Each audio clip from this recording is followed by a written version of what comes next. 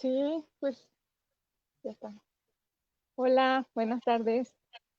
Estamos aquí Buenas con tardes. Marcela. Hola, mucho gusto, buenas tardes. Marcela López, una gran mujer, orgullosamente hidrocálida, calvillense, un ejemplo para seguir para todas las jóvenes.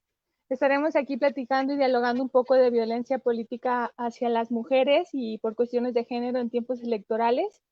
Y pues adelante, Marcela, bienvenida a nuestro querido espacio para discutir estos temas. Muchas gracias, Ana. Bueno, creo que ya están viendo las diapositivas porque me gusta más como para darle más formalidad y seguimiento didáctico a esto, pues presentarles unas pequeñas diapositivas que nos ayuden a seguir el guión. Bueno, como ya nos dijo, como ya introdujo Ana, lo que vamos a platicar en este ratito es violencia política hacia las mujeres en tiempos electorales.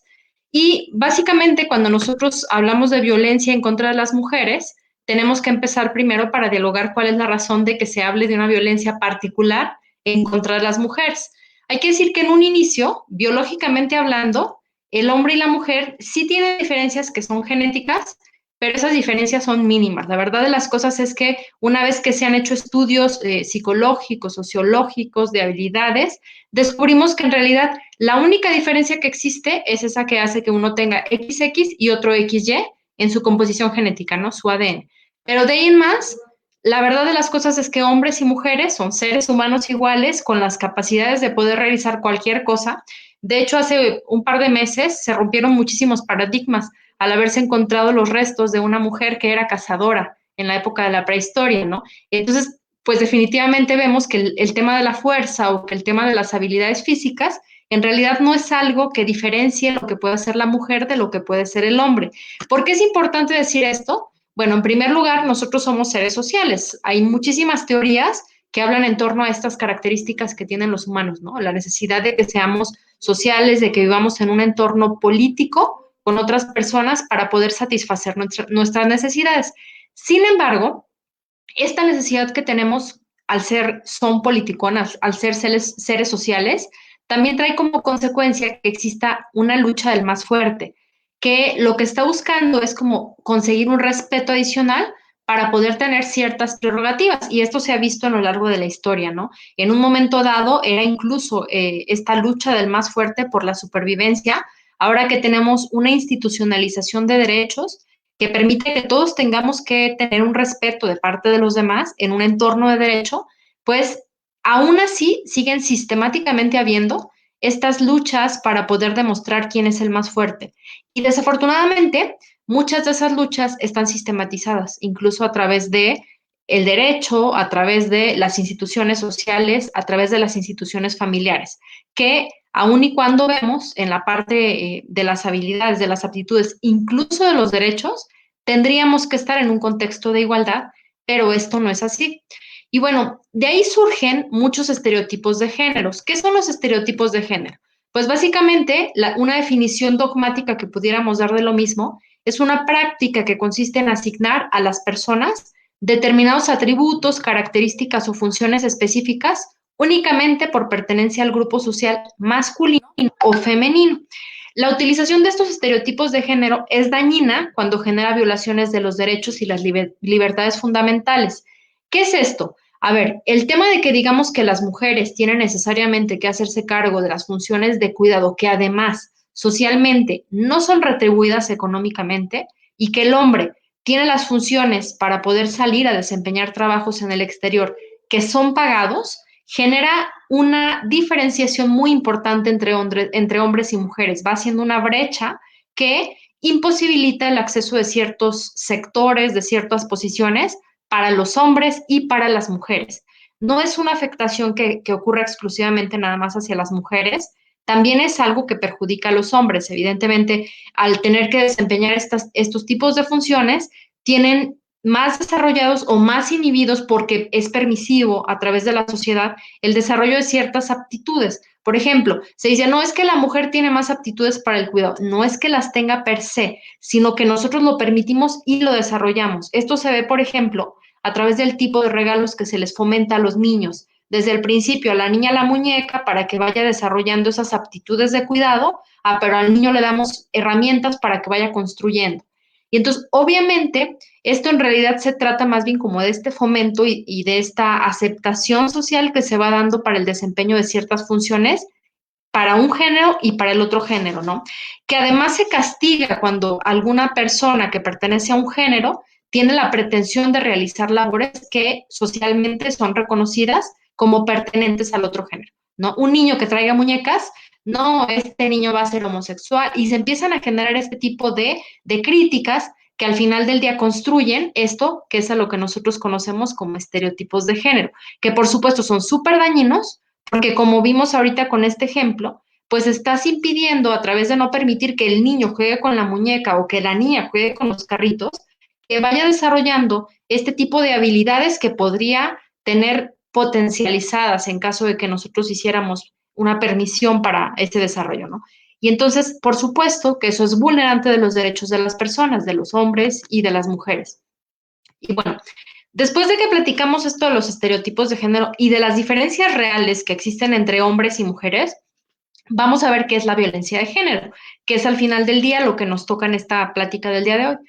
Las Naciones Unidas han definido la violencia de género contra la mujer como todo acto de violencia de género que resulte o pueda tener como resultado un daño físico, sexual o psicológico para la mujer, incluso las amenazas de tales actos, la coacción o la privación arbitraria de la libertad, tanto si se producen en la vida pública como en la privada. Es decir, cualquier tipo de afectación o incluso también la amenaza de esas afectaciones que ocurrieran en contra de las mujeres por virtud de ser mujeres, eso sería considerado como una violencia de género.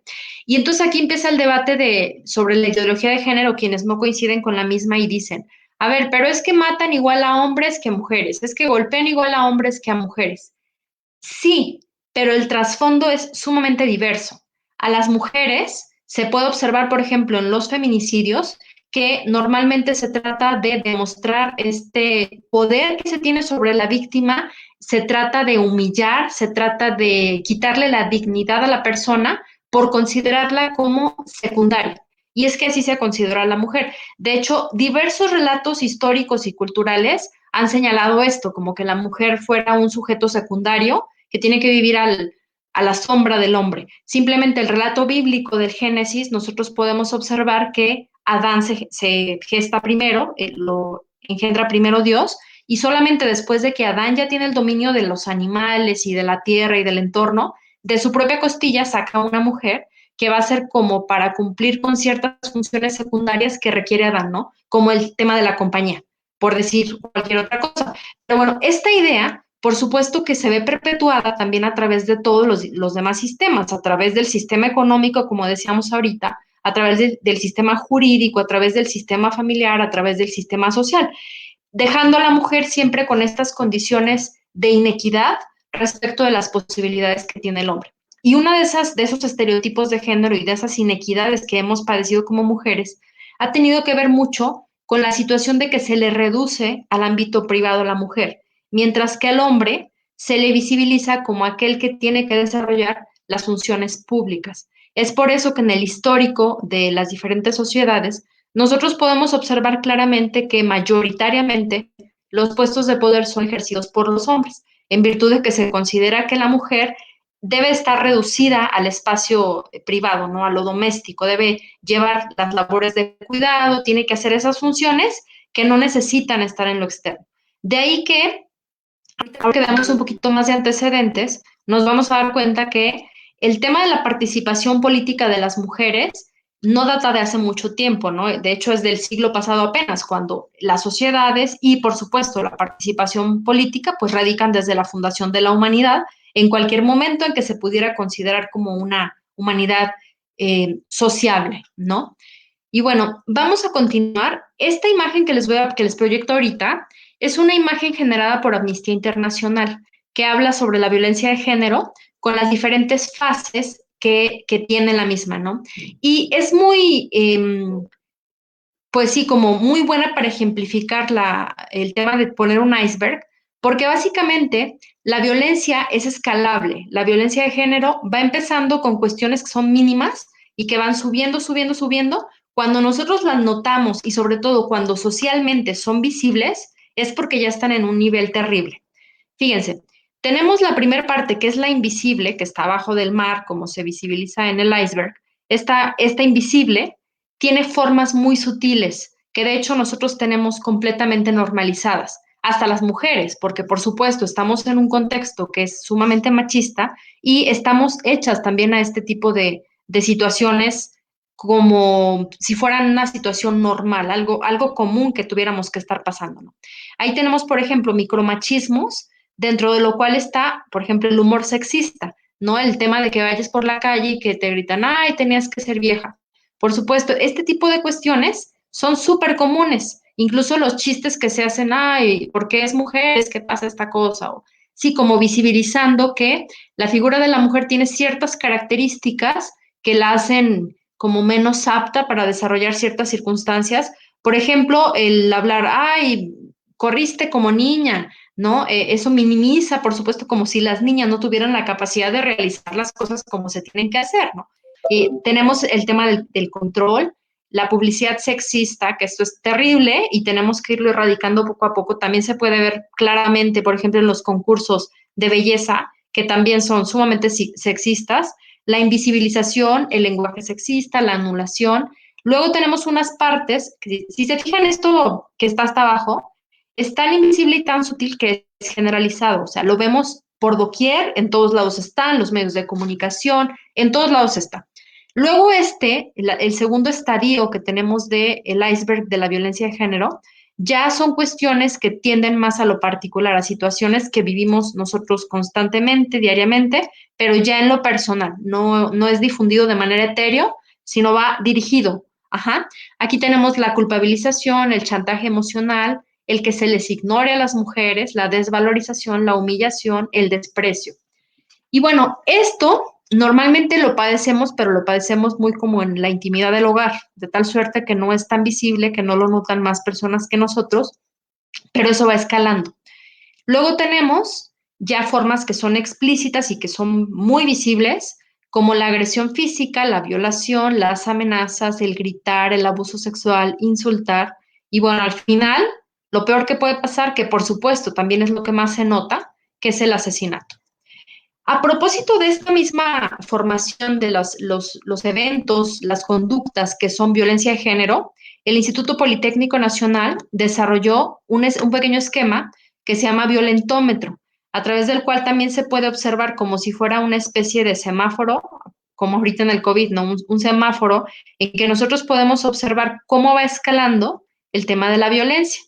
Tenemos en el primer lugar, estos son síntomas de violencia que pueden aumentar y que hay que tener cuidado, pero por supuesto, digamos, los efectos, las consecuencias que tienen no son tan graves como si nos fuéramos a la segunda columna o como si estuviéramos ya en la última, en la roja, ¿no?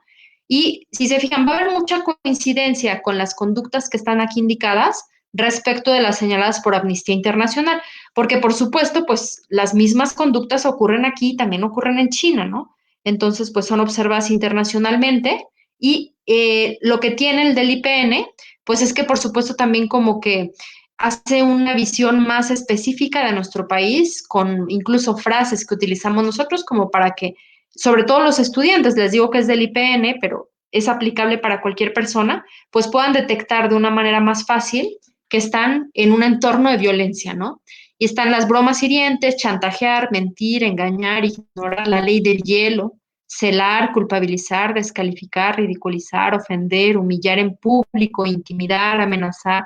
Bueno, todo esto que ocurre en todos los entornos. Ahorita vamos a ver que las personas que pueden perpetrar violencia, en realidad somos cualquiera, incluso las mujeres podemos violentar a otras mujeres, que es algo terrible porque parte de lo que estamos pretendiendo al momento de que se están desarrollando estas teorías de género, se busca que entre mujeres generemos este pacto de sororidad a través del cual podemos impulsarnos unas a otras, ¿no? En la parte patriarcal existe. De hecho, muchas situaciones como el tema de pasar los packs, de enviar las imágenes de desnudos de mujeres y estas cuestiones, pues las hacen como si fuera un pacto. No se echan de cabeza entre ellos, pero sí se comparten ese tipo de imágenes. Y no me refiero con esto a que tengamos que tener una lucha de géneros, porque no, por supuesto, el feminismo en ningún momento propone esto, cuando menos los feminismos moderados, los feminismos más estudiados no pretenden esas cosas. Lo que se pretende, por supuesto, que es generar entornos de igualdad, contextos bajo los cuales todos podamos disfrutar de los mismos derechos y que no tengamos que estar siempre con el temor, con la zozobra de que vamos a ser violentadas. Y bueno, así van escalando. Fíjense, en la segunda columna, de nueva cuenta, se encuentran bastantes situaciones de las que veíamos ya como visibles en el iceberg. Y están cuestiones así simples como eso de golpear jugando, las caricias agresivas, manosear, que es tan común en los transportes públicos o en tantos lugares, ¿no? En tantos lugares, espiar obsesivamente, stalkear también podría ser considerado quizá dentro de esta columna. Y así vamos escalando hasta que de nueva cuenta nos encontramos con las peores formas, ya cuando es una atención que se necesita de manera urgente. Aquí es importante pedirla, aunque por supuesto de pronto también el contexto y este entorno que naturaliza la existencia de estos fenómenos, de pronto es una especie de obstáculo para que las personas puedan expresar y puedan solicitar la ayuda, ¿no? Pero al final del día, bueno, pues también el entorno, tenemos que estar muy pendientes para poder inculcar esta necesidad de que también se debe pedir ayuda, ¿no? Está abuso sexual, violar, mutilar, la muerte, forzar a relaciones sexuales, todo eso ya es urgente, ya es terrible y es como la forma más escalada de violencia. Hace un momentito platicábamos que la violencia en contra de las mujeres se encuentra en diferentes causas, en diferentes momentos y es originada por diferentes instituciones, por diferentes sectores. Este pequeño esquemita, este arbolito problematizador, nos sirve mucho para poder observar precisamente cómo ocurre este fenómeno de la violencia, que además de todo es cíclico. Fíjense, tenemos la violencia contra la mujer, sería el tronco, que es el problema en sí, es ese, la violencia contra la mujer. Pero ¿en dónde encuentra sus raíces? ¿Cuáles son las causas que van gestando que exista esta violencia en contra de las mujeres? Bueno, pues nos vamos a encontrar casi todos involucrados dentro de esta causa del problema, porque está por un lado el tema de la institucionalización. A ver, desde las escuelas, de pronto cuando es el día de hacer el aseo, es, a ver, los niños vayan y traigan la cubeta de agua para que las niñas se pongan a barrer. Seguimos perpetuando los estereotipos de género. Pero además, luego de pronto también pasa que desde la familia nosotros tenemos muy general, muy, sí, muy indicadas cuáles son las necesidades, los requerimientos, las posibilidades y las habilidades de nuestros hijos, si son niños y si son niñas, ¿no? Y entonces desde ahí es, hija, sírvele a tu hermano, hija, lávale la ropa a tu hermano. Y empezamos a enseñar, a gestar esta noción en la cabeza de las niñas de que ellas son para servir, de que ellas son para estar al pendiente de las necesidades de los demás, pero no de las suyas propias. De pronto es como dejarlas de un lado para satisfacer que los demás en el contexto familiar se encuentren bien. Y esto también, en algunos casos más extremos todavía, trae como consecuencia que, por ejemplo, si no hubiera suficientes recursos económicos para que todos estudien, pues que estudie el hombre, porque es el que va a tener que mantener a una familia y que la niña no estudie porque para cambiar pañales y para realizar funciones del hogar no se necesita, pero además porque ella va a tener un esposo que le dé, ¿no? Y entonces, toda esta serie de ideas van trayendo como consecuencia, además de la gestación en las ideas de la mujer, de cuál es su figura en el mundo, de cuál es su misión en el mundo, pues también, por supuesto, la idea de que tiene que padecer en, pues en el contexto en el que se va a encontrar una serie de actos de violencia, porque, por ejemplo, decíamos, pues probablemente ella no va a estudiar porque no va a haber las condiciones para que también ella estudie. ¿Qué consecuencias va a traer eso? Que seguramente no va a poder tener un trabajo estable y si lo tiene va a ser a lo mejor un trabajo de los que son informales, sin seguridad social y muy probablemente no va a poder trabajar tantas horas, su salario no va a ser tan grande, lo que va a generar que a lo mejor no tenga seguridad social, que no tenga la posibilidad de comprar una vivienda suya, que no tenga la posibilidad de tantas cosas que va a estar al pendiente o dependiente de que se las pueda cubrir alguien más, ¿no? Y entonces, bajo estas condiciones que, por supuesto, la van a ubicar en un contexto de desigualdad, pues muy normalmente ocurre que las mujeres permitimos la ocurrencia de estos hechos de violencia, porque además no hay mucho como hacia dónde hacerse. Como consecuencia de la violencia de género, vemos, por ejemplo, eso que decíamos que está en la causa, se repite también de cierta manera en las consecuencias.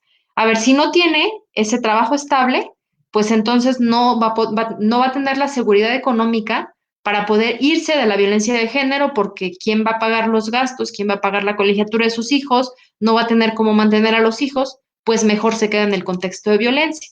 Pero además no tiene un patrimonio propio, entonces no tiene una casa a la cual irse para poder quitar ese ciclo de violencia, así que mejor se queda ahí.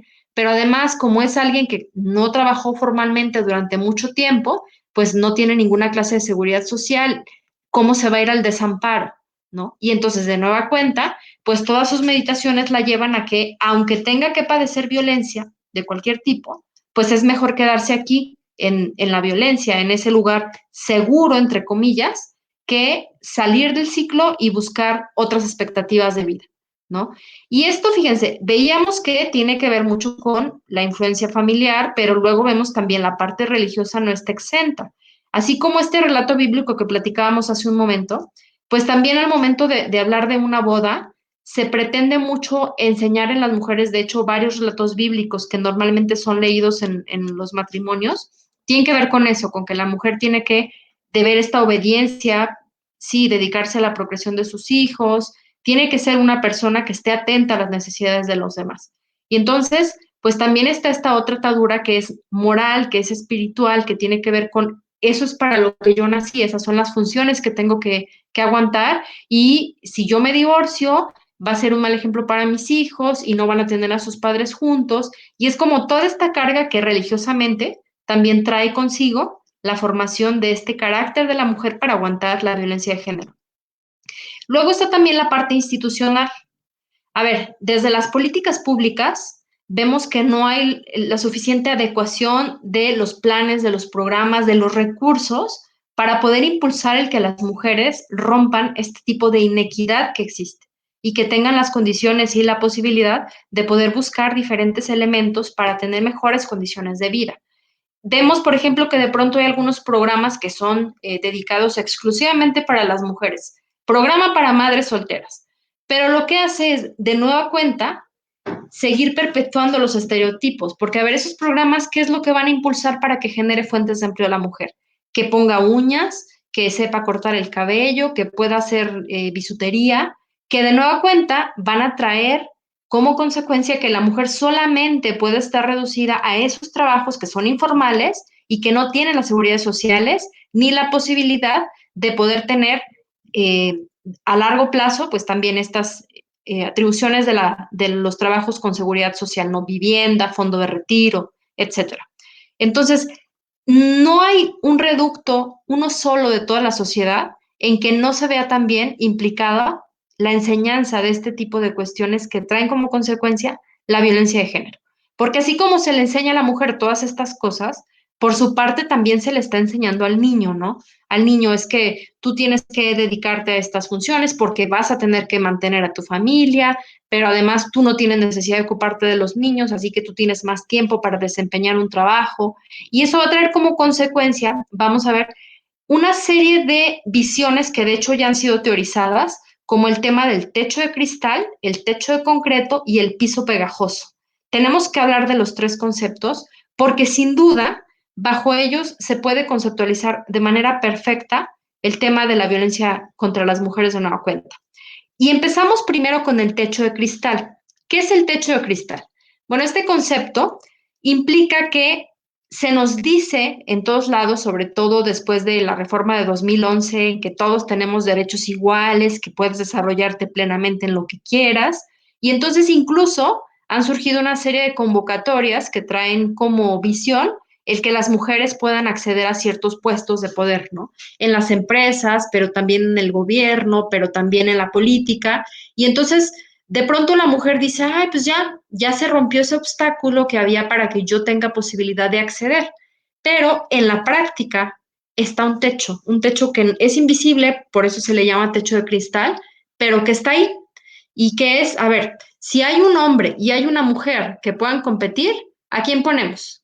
Pues sin duda va a haber muchas razones para que elijan al hombre. Por ejemplo, el tema de la maternidad. A ver, de hecho hay una empresa que es sumamente conocida, que es Bimbo, ¿no? En la cual se tiene este precepto de que contratan mujeres siempre que sean solteras, pero una vez que se casan, las despiden con todas sus prestaciones de ley, pero las despiden para que se vayan a cumplir con sus funciones de ama de casa, porque van a ser mamás, porque van a tener la maternidad y pues no quieren problemas en Bimbo. Pero no es la única empresa en la que pasa. Ese techo de cristal está presente por doquier, porque precisamente el jefe va a decir, a ver, si contrato a la mujer, me va a estar pidiendo permiso porque tiene que ir a la junta escolar, porque se le cayó el niño y lo tiene que llevar al hospital, porque se le enfermó el niño, porque la mamá está enferma, porque la casa no hay gas. No sé, una serie de conceptos preconcebidos que se tienen respecto a las responsabilidades de la mujer que van a ser problemático contratar a la mujer porque tiene muchas obligaciones, ¿no? Distinto al hombre. Porque el hombre, por su parte, va a tener una mujer que haga todas esas necesidades para que él esté libre y pueda cumplir plenamente con el trabajo. Que si ocupa quedarse un poco más tarde de la hora de salida, el hombre no va a tener broncas de quedarse porque él no tiene la obligación de ir a recoger los niños o de hacer la comida o de hacer la tarea con los hijos, ¿verdad? Entonces, ahí está presente ese techo de cristal que lo que hace es como vendernos magia, vendernos ilusiones de que ya está libre el acceso, cuando en realidad está ahí ese impedimento que no necesariamente va a poder romper cualquiera, ¿no? Hay muchas mujeres que lo han hecho, que tenemos como ejemplo, pero necesitamos más. La realidad de las cosas es que necesitamos más y muchas se quedan porque no pueden romper el techo de cristal, porque esas obligaciones las dejan atadas. Luego, los otros dos conceptos de que les platicaba, el techo de concreto está muy, muy relacionado con el de cristal, pero tiene que ver con las ataduras propias que tiene la mujer. A ver, vamos a suponer que el jefe sí decide darle el puesto a la mujer o que, por ejemplo, en las elecciones el pueblo sí se anima y gana la mujer. Pero resulta que al momento de que la mujer gana, empieza a tener como todo este retroceso, todo este análisis de qué va a pasar con esas obligaciones. Híjole, pobrecitos de mis hijos, ya no los voy a ver casi, no va a haber quién vaya a su festival del 10 de mayo, quién va a hacer la tarea con ellos.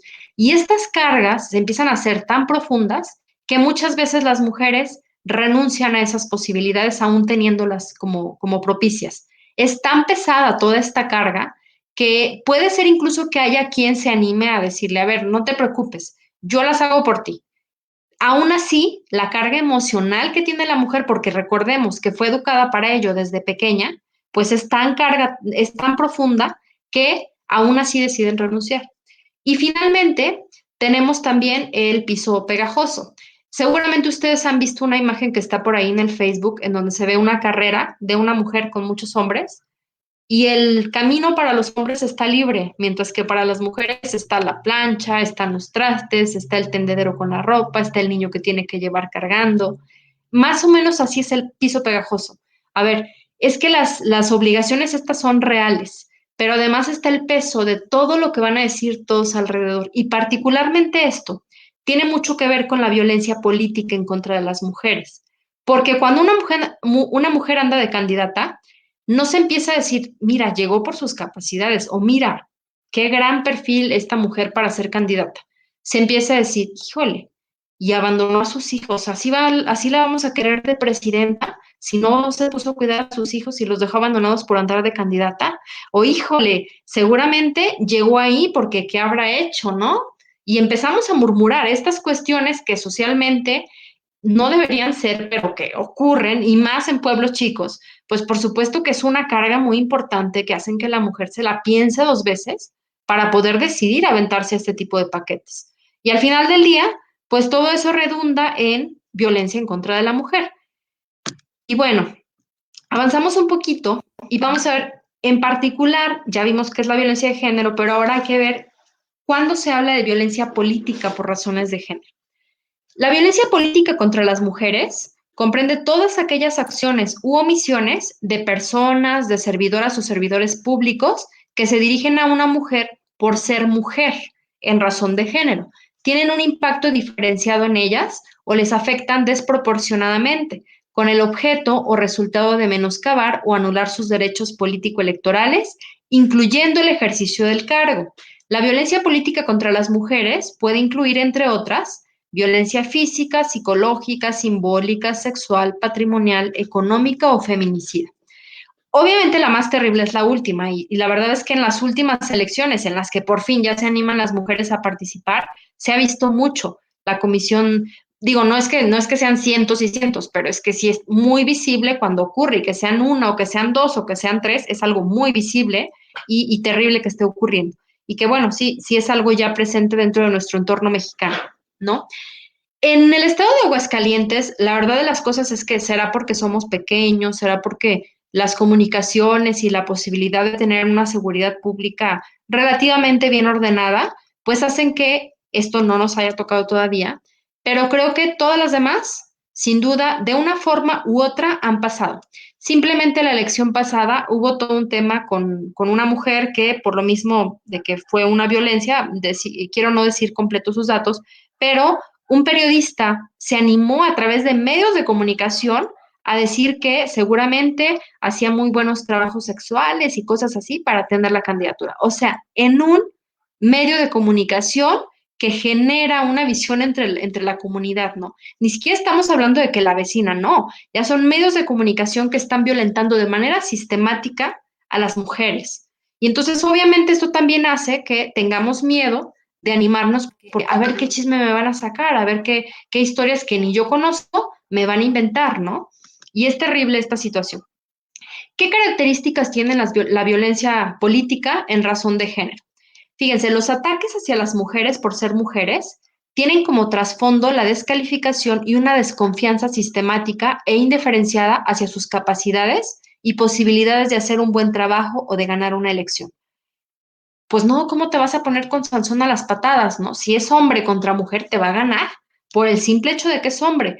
Pero además también, y hay que decirlo, particularmente en el contexto en el que nosotros nos encontramos, bueno, esta sociedad que es eminentemente tradicionalista y que sabemos estadísticamente, nunca ha habido una gobernadora en el estado.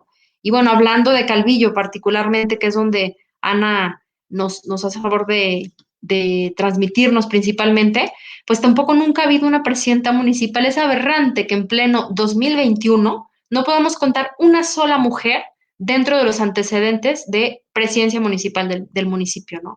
Es un absurdo, o sea, ¿cómo es posible que siendo más de la mitad de la población nunca hayamos tenido la posibilidad de ser representadas por una mujer? Es terrible esto. Y bueno, una segunda característica de la violencia es que para estar en condiciones de detectarla, lo que necesitamos es indispensable tomar en cuenta que la violencia política en contra de las mujeres en razón de género, se encuentra normalizada y por lo tanto invisibilizada y que puede constituir prácticas tan comunes que no se cuestionan. Lo que decíamos de tanto el violentómetro del IPN como el que nos propone Amnistía Internacional, esas conductas están de verdad tan penetradas en el sistema que nosotros así lo hablamos. O sea, hasta el cómo nos referimos, el cómo generalizamos. Simplemente necesitamos abogados. A ver, en esos anuncios no es que quieran puros hombres, es que ellos pretenden que en abogados estamos incluidos hombres y mujeres. Como, ¿por qué no decir abogados y abogadas o profesionales del derecho? Pues simplemente porque estamos acostumbrados a invisibilizar, a que las mujeres no sean algo que se tome en consideración. Por eso es que en nuestro país particularmente se ha hecho tan importante que empezamos a hablar de ese lenguaje incluyente. Y con esto no me refiero a que digamos todes o a que digamos tots con X o que pongamos una arroba, porque eso distorsiona incluso el lenguaje y es muy complejo poderlo hablar. Pero hay maneras que eliminan el género al poder platicar. Por ejemplo, en esto que decíamos, a ver, se solicitan profesionales del derecho.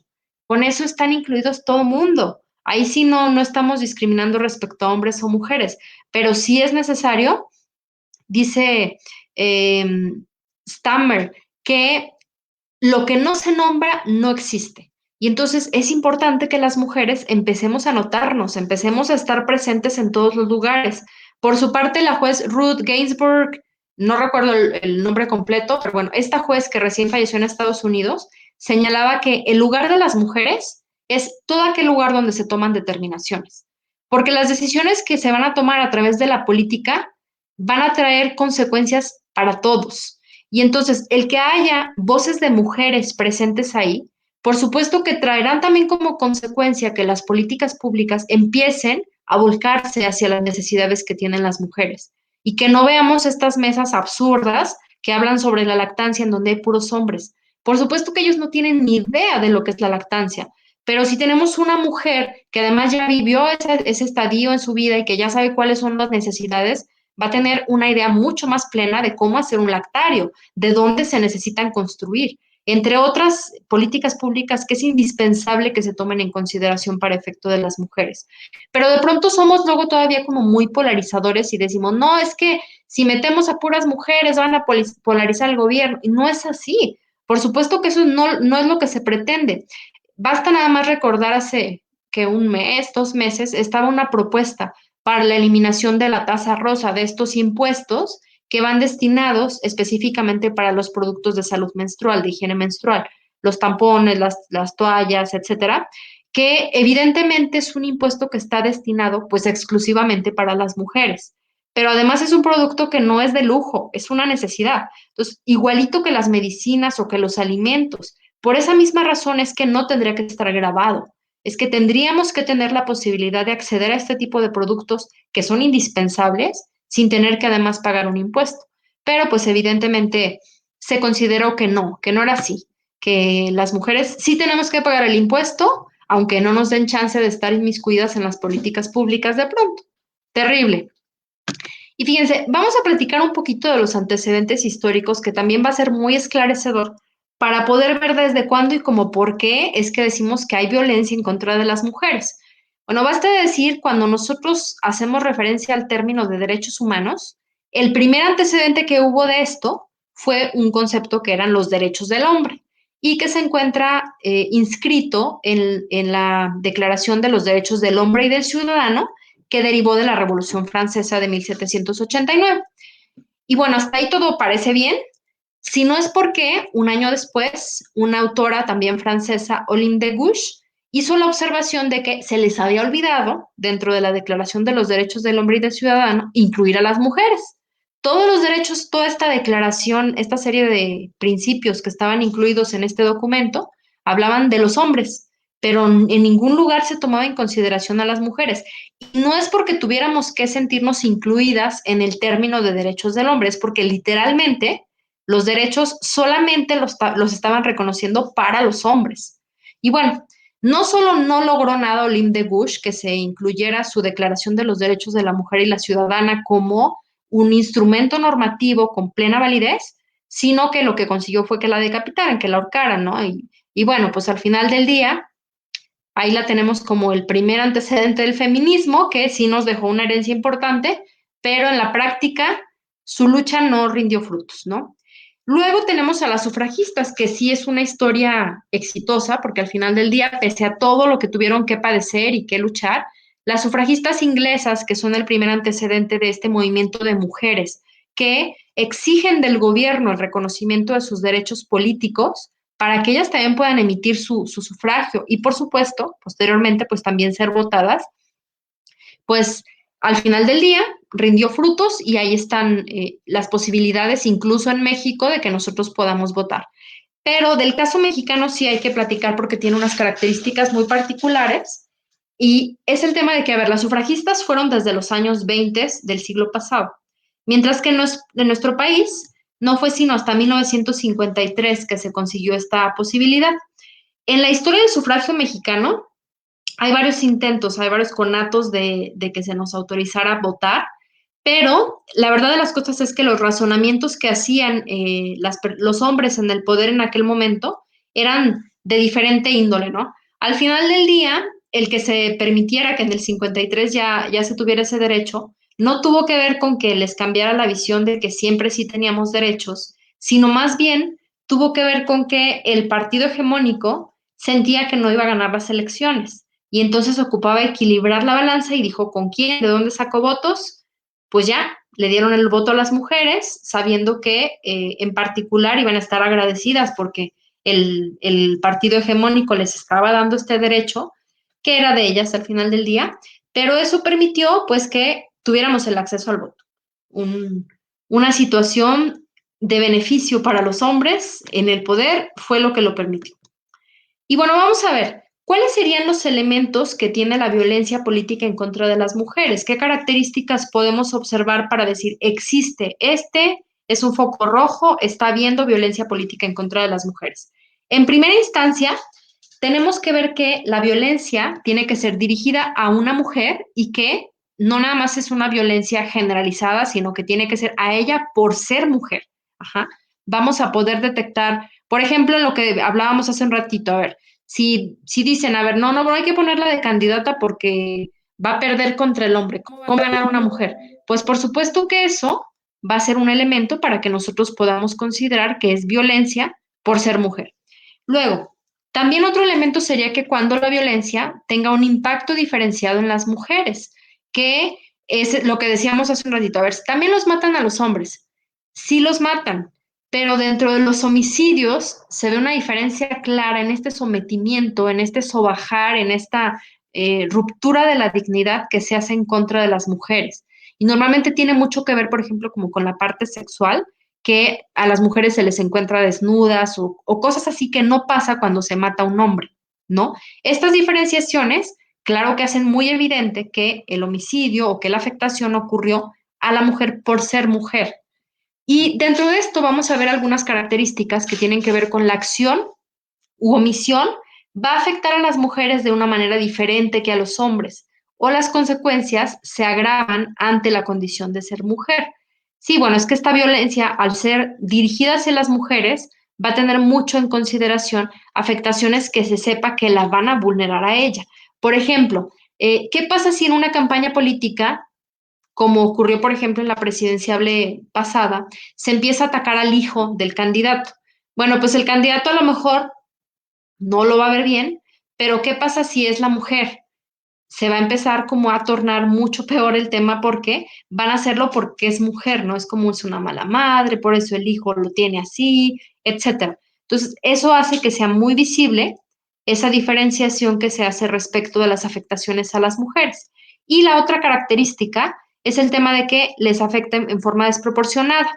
Ese elemento de la cuestión desproporcionada se hace cargo de aquellos hechos que afectan a las mujeres en mayor proporción que a los hombres. O sea, normalmente vamos a darnos cuenta, por ejemplo, de que a más mujeres se les empieza a presionar para que renuncien.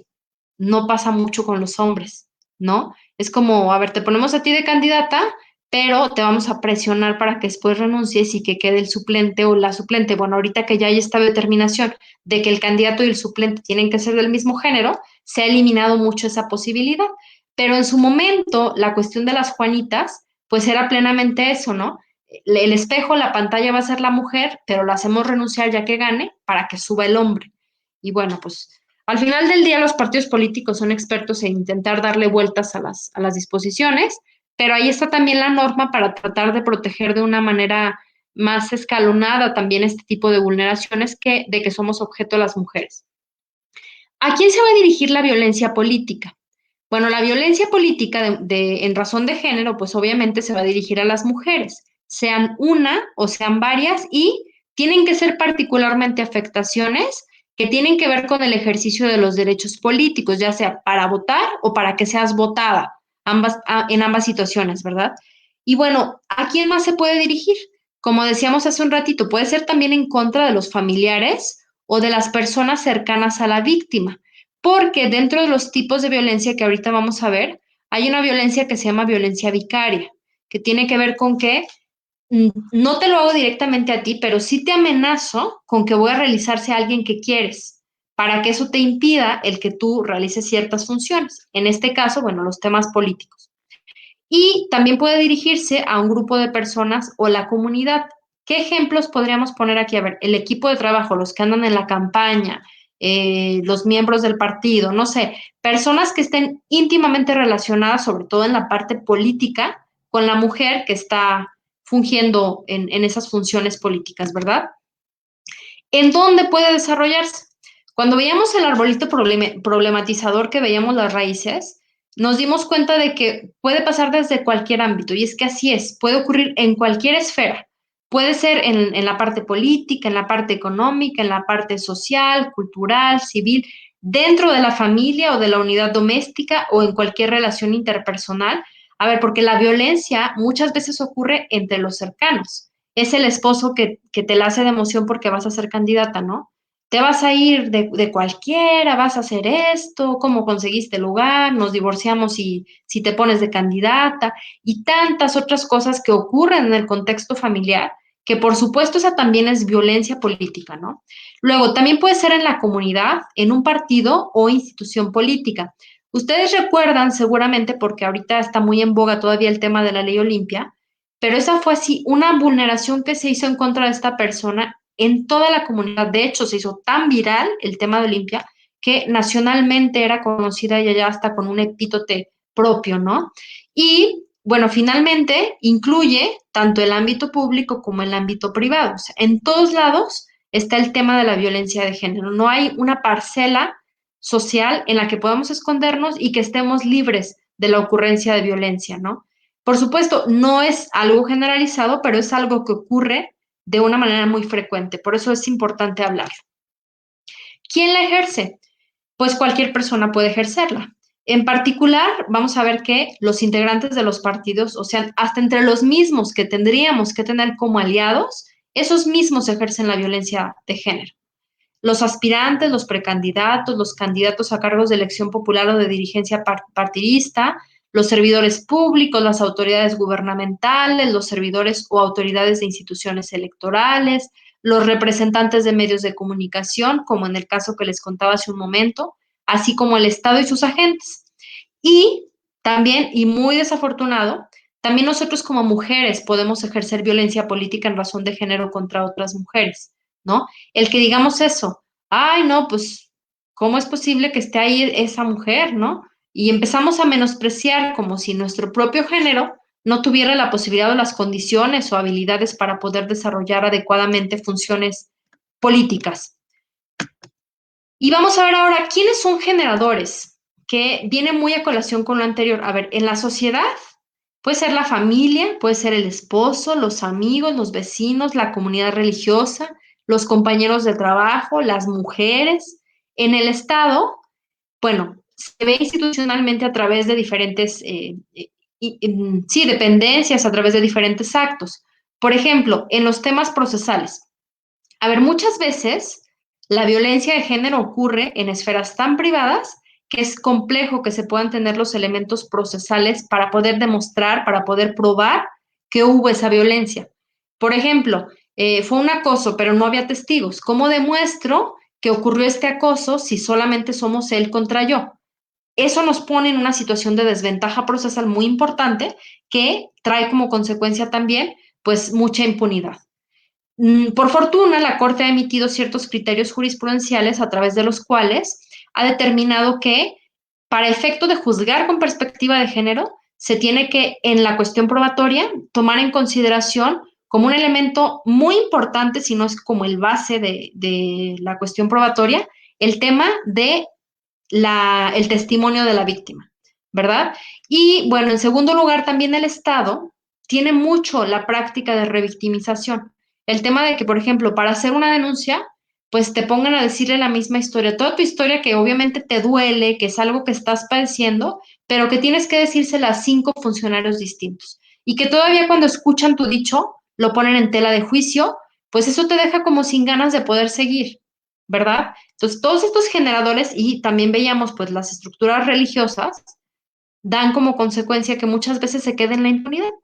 ¿Para qué lo hago si no va a haber consecuencias? ¿Para qué lo hago si lo mismo le pasó a mi vecina y no hicieron nada en contra de quien le hizo eso? Mejor me quedo callada y sirve que los demás no se dan cuenta, porque el tema de que se den cuenta también me vulnera y también me victimiza el cómo me van a ver los demás. Y luego vamos a ver algunas formas y tipos de violencia en contra de la mujer. Bueno, la física es una violencia muy obvia que tiene que ver con agresiones, golpes, lesiones, cosas que físicamente dañan a la mujer. La psicológica tiene que ver con una desvalorización que se hace en el psique de la mujer, de decirle que vale menos, de menospreciarla, de decirle que ella pues es inferior o que ella tiene que hacer estas funciones o tiene que aguantar la violencia. Todas estas cuestiones que no traen una marca en la piel, pero que sí traen consecuencias internas en la persona. La violencia simbólica, que tiene que ver con todas estas estructuras bajo las cuales nosotros ponemos a la mujer en lugares en los que son desventajosos. Por ejemplo, el desvalorizar el trabajo que se hace en el hogar, él decía, tú no trabajas, tú eres una mantenida, cuando ella lleva la carga de toda la casa, de hacer las labores de cuidado, las labores de limpieza, y que al final del día es un trabajo que tendría que estar siendo remunerado. Esa es violencia simbólica. Luego, la violencia sexual, bueno, abuso sexual, violaciones, esto es violencia sexual.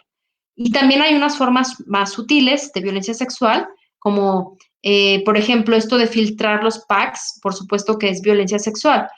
Luego tenemos la violencia patrimonial. La patrimonial y la económica están sumamente relacionadas. ¿Qué diferencia tienen?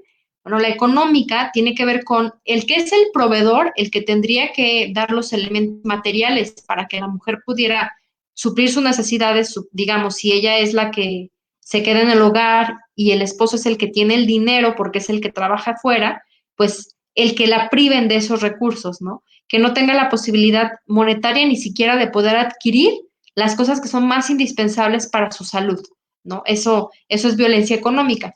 Mientras que la patrimonial tiene que ver con esta afectación o amenazas que hace el agresor, que hace quien está violentándola, de quitarle ciertos bienes o de destruírselos o de quemarle la foto de la abuelita o cosas que son para ella de un aprecio, ¿no? Esa es la patrimonial. La social tiene que ver con limitarle el grupo de personas con las que ella pueda tener vivencia. Por ejemplo, le prohíben ir con su familia, le prohíben reunirse con sus amigas y bajo esta perspectiva, no nada más es el tema de que no se pueda divertir o de que no vaya a tener momentos de sociabilización, sino también es el tema de que al romperle este círculo, pues ella siente que no tiene nadie con quien contar, porque no puede tener contacto con sus papás, no puede tener contacto con sus amistades, y entonces eso va restringiendo su entorno a dejarla reducida a, pues sí, a un contexto en el que nada más se tiene a ella y a su violencia y a quien la violenta. Así que es terrible y, bueno, pues está muy relacionada con la violencia psicológica. Y finalmente, la más terrible de todas, pues es la violencia feminicida, que todos sabemos que en nuestro país ocurren una serie de feminicidios, de hecho, diariamente hay feminicidios. Tenemos estadísticas alarmantes de la ocurrencia de este hecho penal, ¿no? Y bueno, seguimos. Vamos a ver. Esto más bien les voy a dejar el material con Ana, porque si no nos vamos a extender muchísimo, para que puedan ver el test para la identificación de la violencia, que básicamente en lo que consiste es en que nosotros podamos observar estas características que ya hemos analizado. ¿Qué es lo que tendría yo que tener en consideración? Bueno, es una cuestión de afectación en cualquiera de los contextos que ahorita señalamos, sea social, sea material, sea patrimonial, sea económico, sea sexual, cualquiera de esos tipos de violencia, pero que están ocurriendo en particular a la mujer por tenerla en esa idea de que es un ser que tiene que aguantar todo eso, porque está a expensas del sistema, de las figuras, de lo que ella se presupone que tiene que ser dentro de la sociedad. Y fíjense, va a haber muchísimas manifestaciones de la violencia de género en razón de cuestiones políticas. Vamos a analizar algunas, así de manera muy breve. Por ejemplo, aquellas que causen la muerte de la mujer por participación en la política.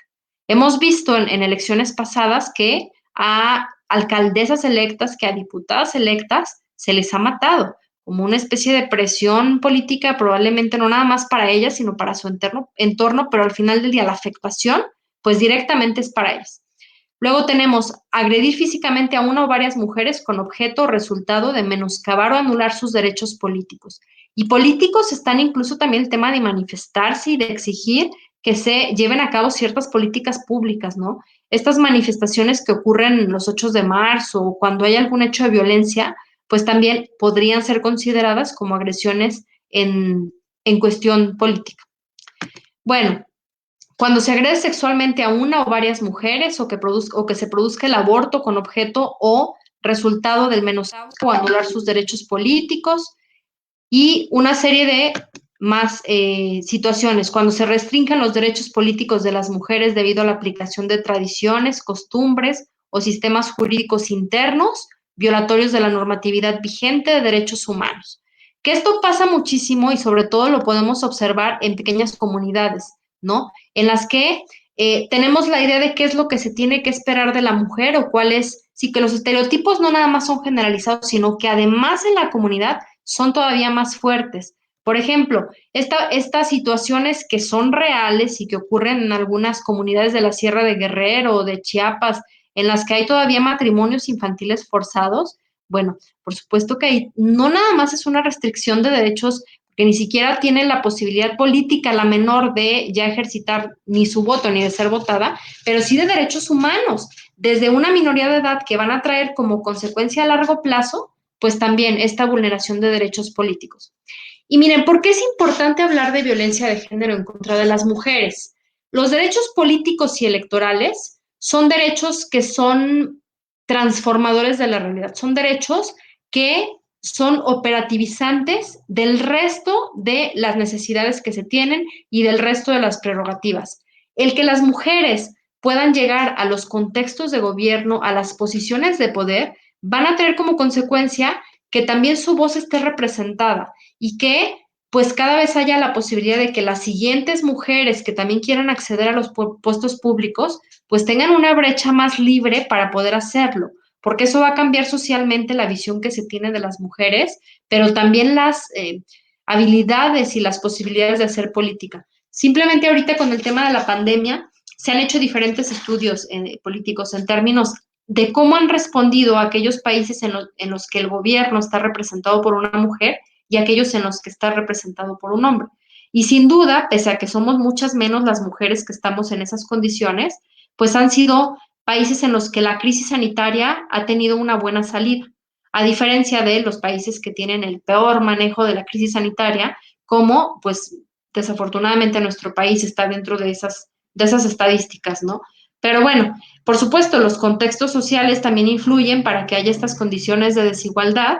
Al final del día, lo importante es tratar de rescatar el que las mujeres tenemos que estar también en esos sitios.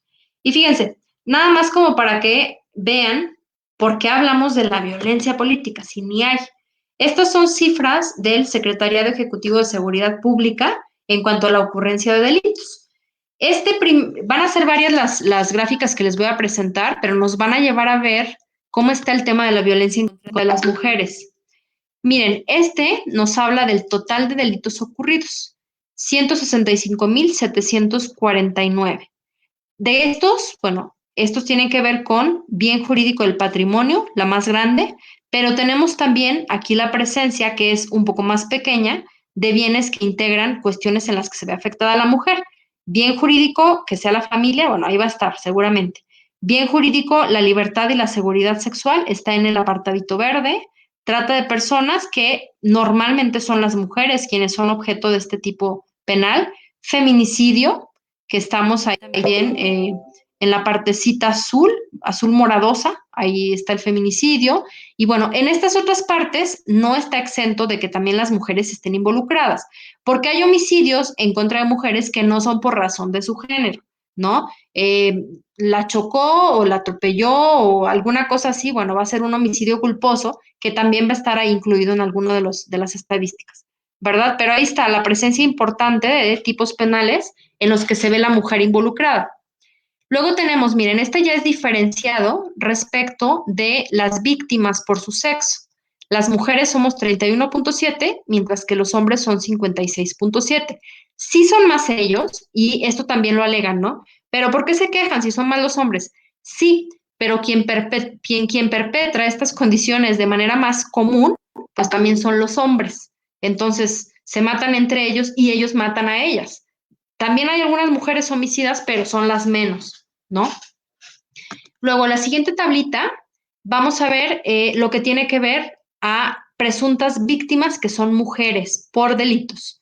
Tenemos que mayoritariamente lesiones dolosas, de las cuales muchas veces, mayoritariamente, son cuestiones de género, por supuesto, lesiones culposas.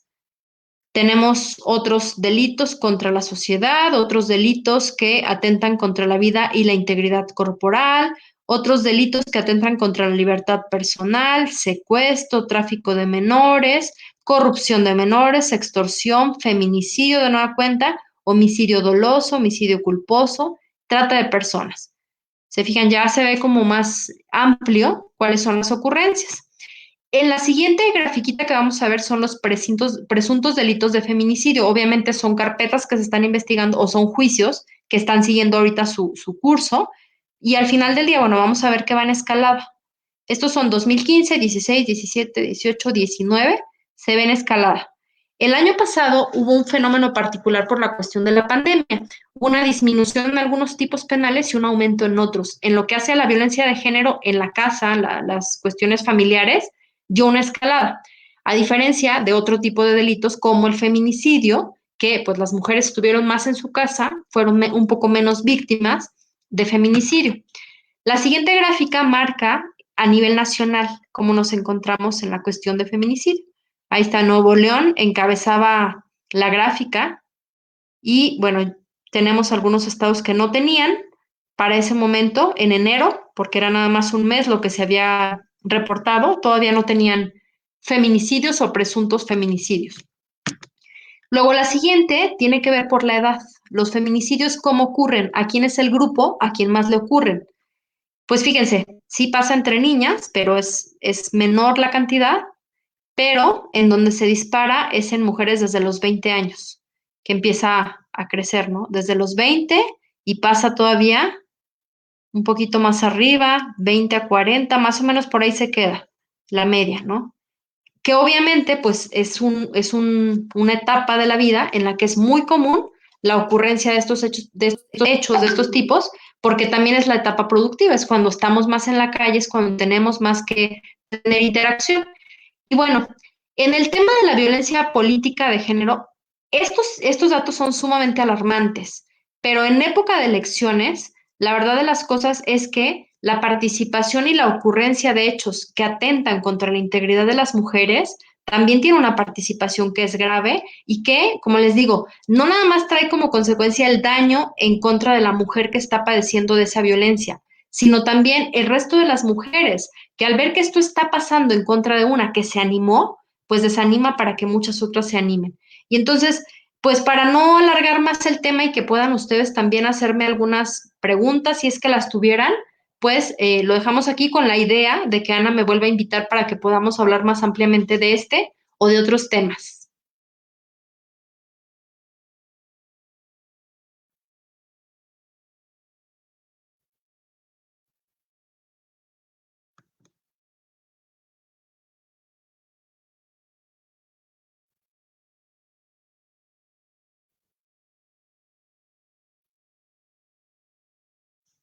Mencionar, ¿no? Como parecía desolador decir, vivimos en violencia, ¿no? Y parecía que no hay una salida. Pero como mujeres sí tenemos una estrategia para salir de esos círculos de violencia, ¿no? Y además estamos compartiendo con los hombres una reflexión continua de cuáles son esas exigencias de masculinidad que les imponen ser violentos, ¿no? Entonces, dentro de la teoría feminista, a pesar de que pareciera que los hombres no tienen espacio, la realidad es que tienen un espacio en la reflexión de su papel en el mundo en particular, ¿no?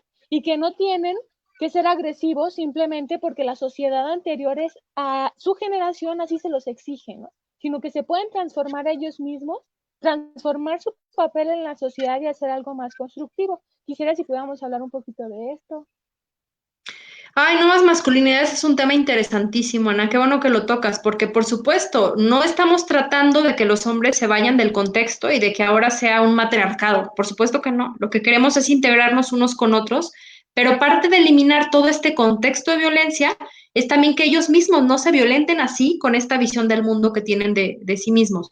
Porque sí, la sociedad les exige el que ellos tengan que tener comportamientos determinados entre hombres y hacia las mujeres, ¿no? Y es parte de que te muestres como fuerte, el que seas macho, el que tengas este tipo de actitudes. Pero las nuevas masculinidades les proponen muchos elementos a través de los cuales podrían desintoxicarse de esas figuras que les son tan dañinas a ellos mismos, que puedan entender que, por ejemplo, ejercer una paternidad de una manera adecuada no nada más les beneficia a ellos y a sus menores, sino al contexto en general, o el que entiendan que el trabajar en equipo con mujeres puede darles una visión muchísimo más holística de la realidad. Es muy interesante y ojalá que en materia política también se dieran ese tipo de cursos para sensibilizar a los hombres que están gobernando y que así desde la parte institucional también bajen estas medidas de nuevas masculinidades, ¿no? Enseñándoles estos cursos de bisutería y de corte de pelo a los hombres. Sí, es muy importante y además muy interesante cómo sí hay hombres que están sensibilizados y cómo no, y como muchos en puestos de poder aún no lo están, y a los cursos de capacitación mandan a sus representantes, ¿no? O a sus asesores, y ellos son los que están más capacitados, ¿no? Entonces, hay un punto de inflexión ahí de no perder el poder, pero además, digamos que la esperanza está en las nuevas generaciones, ¿no? También quisiera que comentáramos un poquito de este pacto de sororidad que tenemos entre mujeres y cómo nos permite romper esos círculos de violencia, ¿no? Cómo es importante que si sabemos que una mujer vive en violencia, acompañarla, comprenderla, comprender que cada una tenemos un proceso diferente de emancipación, que porque yo ya tuve la reflexión de emancipación no implica que todas las mujeres la tengan y que cada mujer camina a su ritmo, ¿no? Se va liberando de sus propias cadenas a su ritmo, en su reflexión y en sus necesidades, pero la importancia como feministas de apoyarlas en este proceso para que se sientan empoderadas, ¿no? Que no están solas, que si un hombre las está golpeando hay esperanza, que hay mujeres que están haciendo trabajo para que ellas no vivan en esto y que se pueden apoyar de esa red de mujeres que estamos construyendo, ¿no? Tienes toda la razón, Ana. Bueno, primero decir que es sororidad, porque de pronto es un término que es nuevo para muchas personas. Sororidad es como la interpretación que nosotros hacemos de este pacto que hay que tener entre mujeres, visto como la fraternidad que hay entre los hombres, sororidad es entre mujeres.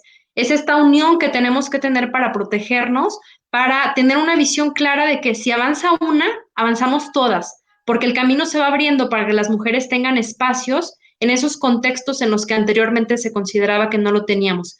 Y me encanta que tengas esta visión también, Ana, en términos de que, pues, no todas estamos con este mismo nivel de entendimiento en términos de la ruptura de los ciclos de violencia, pero de pronto también eso se le critica a los feminismos. Hay algunos feminismos radicales que incluso critican a las mujeres que siguen en los contextos de violencia. Cuando sabemos que esta parte psicológica de poder romper, incluso de percatarte de que estás en un entorno de violencia y animarte a buscar ayuda o animarte a romperlo, es muy complejo y necesita un acompañamiento, como bien lo dices tú, que no va a ser a través de la crítica, sino más bien a través de dar la mano, de estirar la mano y de decirle, aquí estamos con estas posibilidades que se tienen dentro del derecho, dentro de las instituciones, dentro de la educación, para que tú también no padezcas de la violencia. Así tiene que Y ser. aparte, no ser cómplices, ¿no? No ser cómplices de violentadores, pero sí decirle a la persona, aquí estoy, te acompaño, ¿no? Eso es muy importante como hermanas que somos, ¿no? En esta sociedad tan misógina y machista que nos sumerge en esta desolación, sí hay esperanza, porque ya hay camino recorrido, no vamos de cero, ¿no? Entonces ese camino de la emancipación es personal y es un trabajo colectivo también. Y es importante recalcar, como tú lo mencionabas, que la autonomía y la independencia económica van empoderando a la mujer y que mucho de la violencia va enfocada a limitar justamente esa independencia y esa autonomía de la mujer de seguir sus propias reglas, ¿no? Su propia libertad, el derecho a decidir sobre su cuerpo, sobre su profesión, las limitantes, ¿no? Pero hay políticas públicas que han impulsado otras mujeres que a lo mejor no todavía tienen el impacto deseado o no han llegado al nivel de concreción que deben llegar, pero que de alguna manera son espacios para empoderar mujeres y que como mujeres debemos apropiarnos de esos espacios. Comentamos en la clase pasada con Maritere que el principio de paridad es ahí y que a pesar de que algunos hombres lo quieren combatir, en realidad es un derecho que ya está ahí, que es nuestro y que debemos ejercitar. Entonces, desde ese inquietud hay que hacer participación política, no solo de ir a ejercer nuestro voto, de entender que como mujeres tenemos problemas comunes y que podemos elegir mujeres para ayudarnos a resolver esos problemas comunes, mujeres que estén comprometidas, que tengan conciencia sobre los temas de las mujeres y impulsar esas agendas que están ahí, de esos temas que solo nos atañen a mujeres y que han estado controlados por hombres por años, ¿no? Entonces es muy importante el trabajo que han hecho y el trabajo que podemos seguir haciendo como mujeres ciudadanas que somos, con la capacidad de elegir nuestros representantes y además de ser representantes.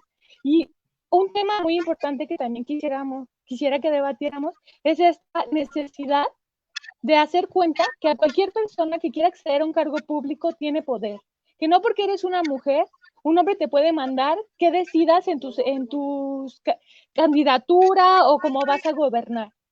Hillary Clinton, Margarita Zavala han sido ejemplos de instrumentos para acceder al poder y prolongar el poder de sus maridos, podría decirse así, ¿no? Pero a la vez ellas están en su proceso mismo de emancipación. Pero cuando Hillary, por ejemplo, se dio cuenta del poder que ella tenía, entonces empezó a gobernar para ella misma. Y eso es muy importante, ¿no? Un proceso que otras mujeres no lo han vivido. Invitar a todas las mujeres que se avientan a los cargos públicos, que son la imagen de alguna persona, que se den cuenta que la importancia de su pensamiento, de sus agendas, de su propio poder y que no son instrumentos de poder de otras personas. Así es el tema de la paridad de género, bueno, es algo que además fue obligado, ¿no? Tampoco no querían como soltar estas parcelas, pero ahora que se ha conseguido y que está forzado a que se tiene que otorgar, pues hay que impulsarlo también, porque luego los partidos políticos ponen el pretexto, es que no hay mujeres que quieran.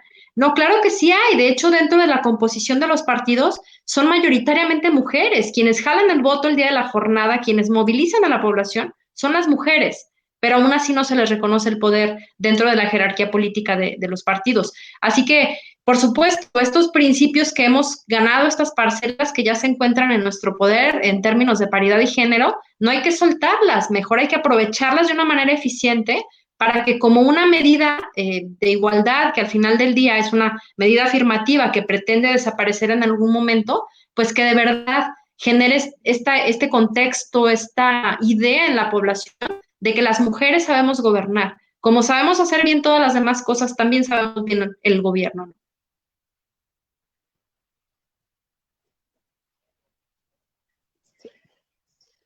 ¿Sí? También es importante que reflexionemos esta capacidad que tenemos las mujeres de hacer un doble empleo, ¿no? Y es algo que se está discutiendo ahora en la agenda feminista, de cómo las mujeres, ahora que somos profesionales, seguimos teniendo las responsabilidades de cuidado en el hogar, ¿no? Y tenemos esa doble jornada, que una de ellas no es retribuida económicamente, ¿no? Y este tema es muy importante y muy interesante, porque una mujer que deja su familia para irse a atender un asunto público, en realidad está dejando muchísimas cosas emocionales, mentales, tiene doble desgaste y aún así salen adelante. Es de reconocimiento de cualquier mujer profesionista que esté ahí, todo el trabajo que implica abandonar a sus hijos y todas esas situaciones que están ahí en su mente, pero a la vez le dan la fortaleza de continuar, ¿no? Es muy importante reflexionar sobre qué es la maternidad y cómo la vamos a combinar con el profesionalismo, cómo tomar medidas políticas de alguna manera para mejorar las condiciones de esas mamás que están ahí, que trabajan, que son las que levantan al país y que están presentes en todos los espacios públicos. Y también, hablando un poquito de los pisos, de los techos de cristal, el piso pegajoso y el piso de concreto, es muy interesante reflexionar que a pesar de que están ahí, siempre tenemos la capacidad de irlos venciendo, ¿no? A pesar de que sí están ahí, que la sociedad nos sumerge en ellos, siempre tenemos la posibilidad de ir emancipándose y vamos caminando juntas, ¿no? Apoyándonos como mujeres. Entonces, un poquito la reflexión va ahí de que los medios de comunicación que nos atacan por querer salir al espacio público, los hombres que nos matan o las personas que nos matan por salir al espacio público, un día lo van a dejar de hacer porque les vamos a exigir que lo dejen de hacer, ¿no? Entonces es muy interesante ver cómo los medios de comunicación se están transformando. Ahora en YouTube hay una tendencia de una chica que es youtuber, que denunció un abuso sexual cuando ella estaba inconsciente y está generando mucha discusión, ¿no? Y yo a mí me dio mucha felicidad porque dije, wow, YouTube al fin es feminista, ¿no? Al fin se está hablando de esto, de que no es no y que estar en estado de inconsciencia no le permite a nadie violentarte. Y estos temas son muy importantes para que los medios de comunicación reflexionen su papel, para qué están ahí, cuál es su trabajo y cómo ven a la mujer, ¿no? Que nos dejen de ver como un objeto, tú lo mencionabas, los concursos de belleza, para hacernos sentir que la belleza es lo único que tenemos las mujeres cuando realmente tenemos otras cosas muy importantes. Bueno, ya para hablar de violencia política, para terminar, pues yo daría el mensaje que tenemos que trabajar en conjunto, que solo las mujeres unidas podemos transformar todo esto a la par de los hombres que están emancipados de los mandatos de masculinidad que les han impuesto esta sociedad, ¿no? Muchas gracias, Marcela. Aquí te están dejando muchas porras, muchas gracias. Fue una clase muy divertida, te quiero agradecer por todo tu tiempo. Les quiero comentar a las personas que están viendo esta transmisión que en unos días, jueves, tendremos una plática con Lorena Vázquez Correa. Ella está en las legislaturas y ella estudia la representación sustantiva de las mujeres en las legislaturas para ver qué agendas están impulsando y cómo ayudan a impulsar las agendas de género. No se lo pierdan. Muchas gracias, Marcela. Si te quieres despedir. Gracias a ti, pues ojalá que no sea la última vez que estamos por aquí para platicar y pues tener más interacción. Estaría bueno que haya una rondita de preguntas y respuestas, porque este tema no se acaba, ¿no? Y en cuanto empiece más de fondo el periodo electoral, todo este proceso que ya inició, pues vamos a tener muchas más cosas que platicar. Pues muchas gracias por tu compromiso, Marcela, aquí en seguir formando mujeres y hombres que quieran transformar nuestra política. Nos vemos en unos días y la próxima semana también.